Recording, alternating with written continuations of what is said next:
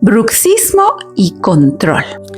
¿Te ha pasado que cuando tienes bruxismo es porque te sientes responsable, tienes muchísima autoexigencia y quieres controlar todo?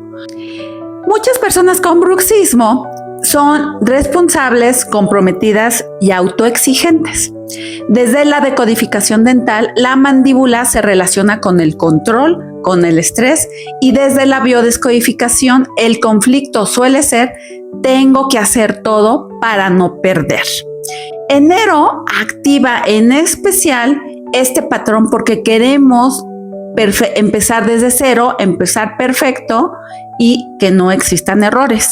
Así que el cuerpo pues no está descansando, hay un aumento de cortisol y cuando vive en control constante no permitimos que el proceso de vagotonía entre para liberarnos y desinflamar y todo aquello.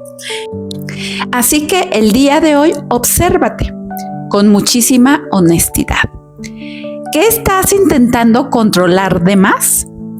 Soltar un poco no es rendirte, así que déjate fluir. Y todo esto habla mucho de tu amor propio y de tu autocuidado. Compártelo con alguien si crees que siempre esa persona se exige demasiado.